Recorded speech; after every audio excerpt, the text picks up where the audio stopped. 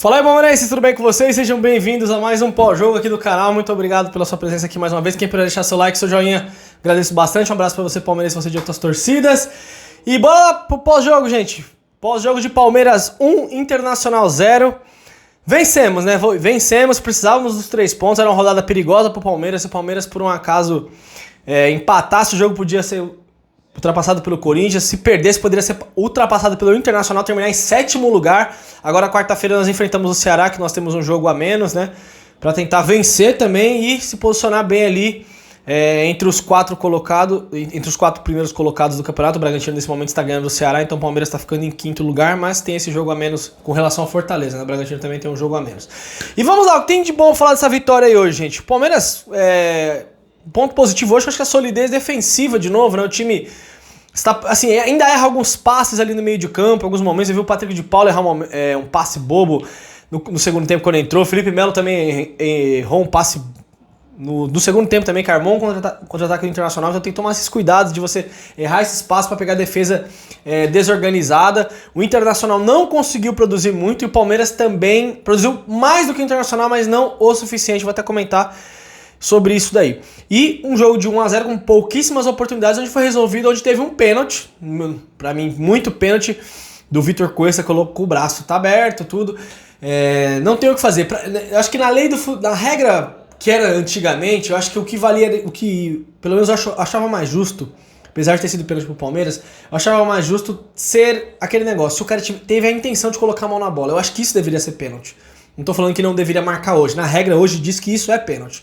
Se o jogador amplia o espaço corporal é pênalti, mas eu acho que era melhor aquela regra antes de você ter a intenção, porque ele não tem intenção claramente, como vários pênaltis que são marcados, mas a regra tá lá, foi colocado na cal, e o Veiga mais uma vez bateu com maestria, acho que o 13º, 14º pênalti, o Veiga converteu todos, né, impressionante, e o Palmeiras conseguiu a vantagem lá no segundo tempo. No primeiro tempo que eu gostei foi o seguinte, como eu falei, defensivamente o time estava mais equilibrado, foram poucos ataques de perigo. O Yuri Alberto chute de fora da área, uma outra hora que ele arrancou, 2 arrancadas dele, tanto pro lado esquerdo quanto pro lado direito, um jogador muito bom, o Yuri Alberto, um centroavante de qualidade, um atacante que se movimenta muito, né? O Palmeiras logo no começo do jogo teve uma jogada, acho que foi a melhor jogada do Palmeiras, um passe no Luiz Adriano, que se veio receber, foi uma das poucas coisas que ele fez boa no campo, que deu pra perceber ele em campo, tocou pro Dudu cruzou a bola chegou lá no Marcos Rocha chegou finalizando na trave. Marcos Rocha muito bem na partida hoje, tanto na recomposição como também ofensivamente, ele chegou ao fundo, finalizou, teve uma outra bola que ele finalizou de fora da área no primeiro tempo. O Palmeiras também chegou com perigo logo aos 10, uma jogada do lado esquerdo, no escanteio, cobrado curto, onde alguém tentou finalizar, acho que foi o Veiga, a bola sobrou pro Piquerez e ele acabou chutando pra fora. Então assim, esse time do Palmeiras, que é a crítica que eu venho fazendo ao longo do tempo, é um time que não constrói muitas oportunidades. Então, quando tem as chances, em 10 minutos teve 2 chances, a do Marcos Rocha e do Piquerez. Tem que fazer um gol. Por mais que não tenha caído no pé dos atacantes, né?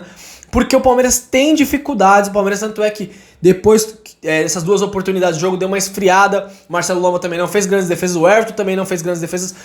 O que o Palmeiras agora, assim, da parte ofensiva, que eu acho que peca muito, gente. Alguns jogadores ali têm uma dificuldade muito grande em construir jogadas. É o Dudu que tenta driblar, o Dudu tenta fazer as jogadas, dá um passe, ele toca e sai. Agora o Rony, pra construir ofensivamente, ele tem muita dificuldade. Ele quer chutar a hora que tá muito longe do gol, ele não consegue fazer uma tabela. Então assim, o Palmeiras sofre muito com a falta de qualidade, na minha visão, do meio pra frente. Jogadores criativos que possam decidir com um chute, com um drible, com uma tabela, com um passe. Então o Rony não é esse jogador. O Luiz Adriano é aquele jogador que fica de costas o tempo todo. Então, ofensivamente, o Palmeiras sofre para criar também, porque tem uma defasagem ali no elenco de jogadores do ataque. Pelo menos é o que eu acho desse seu comentário. E o Internacional não estava numa boa partida também, fazendo muitas faltas o Internacional, né? Para muito jogo, acho que isso o Aguirre é um treinador que gosta de fazer isso. No São Paulo ele era da mesma forma. Volta o segundo tempo, o Abel não mexe no time, pra mim já deveria ter tirado o Rony, que não estava bem no jogo. E o Felipe Melo tava com medo do cartão que ele tomou. Ele não tava mal na partida, mas aquele cartão amarelo dele, uma entrada, falar do Felipe Melo aqui, uma entrada que ele assumiu um risco ali, né? É que ele entrou forte, acabou pegando o Patrick. Se ele levanta o pé, era capaz de tomar até um cartão vermelho direto. Aí eu acho que não tem necessidade de dar um bote daquele aos 13 minutos de jogo pra você já ficar pendurado. E aí começa o segundo tempo, o Abel não mexe no time, e aí esse lance do Rony acaba resolvendo a partida, porque foi um jogo, como eu repito, onde o Internacional, a proposta do Inter era jogar no erro do Palmeiras, claramente, quando o Palmeiras errava alguma ação ofensiva, os passes, o Internacional vinha totalmente ao encontro, tentando no contra-ataque pegar a defesa desorganizada, e o Gustavo Gomes na zaga é outra coisa, né, gente? É impressionante. Teve uma bola hoje que algum jogador adiantou, foi uma bola que foi lançada, ele dominou no peito, tirou, já tocou o Lohane lá na ponta. Então é impressionante. Quando o Gomes joga, é outra defesa. O Everton também dá uma solidez defensiva muito frio. Defesas que o outro goleiro tem dificuldade, ele vai lá, tá sempre bem posicionado. A reposição de bola dele também é uma arma muito importante. E aí tem o pênalti, que, como eu acabei de comentar, foi, né, na regra atual. O Veiga bate e faz 1-0. E o Edenilson foi expulso. Aí é a minha crítica ao Palmeiras nesse jogo, tá? Mesmo tendo ganhando. Mesmo estando no placar com 1-0 e mesmo já com o jogo já ganha os 3 pontos em casa. Mas o que não pode acontecer é o Palmeiras ficar com um jogador a mais e parecer que o jogo tá 11 contra 11. Isso não é a primeira vez que acontece. Esse é um pós-jogo que eu recebo críticas, porque aí vão falar assim, você tá criticando mesmo ganhando? Claro, gente, o Palmeiras não fez uma grande partida. Foi importante ganhar? Foi demais. Porém, isso não pode acontecer. O Palmeiras estava com 11 e o Inter com 10. Não parecia que o Palmeiras estava com uma superioridade numérica. Porque o Internacional conseguia dar algumas arrancadas, não criou, não teve chances claras de gol, mas conseguia ficar muito com a bola.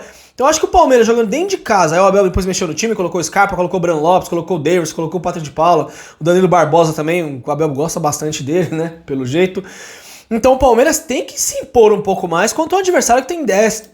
Se você tá ganhando de 1-0 e o time tá com 10, você tem que avançar, você tem que marcar mais forte, você tem que ter mais posse de bola, criar oportunidades, fazer 2-0 e liquidar o jogo, porque depois no final do jogo ali tem um escanteio, a bola bate, rebate, como teve alguns momentos ali, umas rebatidas dentro da área, você acaba tomando gol. Então eu acho que isso é uma coisa que eu não gostei. 11 contra 11 o jogo tava de um jeito, e quando 11 contra 10, pra mim, na minha visão, o jogo estava totalmente do mesmo jeito. O Palmeiras não parecia estar superior. Isso aconteceu lá contra o Fortaleza aquela vez, lembra? O Palmeiras tinha um jogador a mais, o Fortaleza com um a menos, aí no final do jogo o Vitor Luiz foi expulso, o Fortaleza acabou ganhando. Mas, importante foi os 3 pontos, o Palmeiras volta a vencer, respira, tenta afastar um pouquinho da crise, da pressão e focar aí pra ver se quarta-feira consegue vencer o Ceará jogando em Fortaleza. Deixa aí seu comentário se você concorda, se você discorda, mas 3 pontos na conta do Verdão, jogamos melhor, teve mais organização defensiva, tudo, mas ofensivamente nós ainda sofremos demais.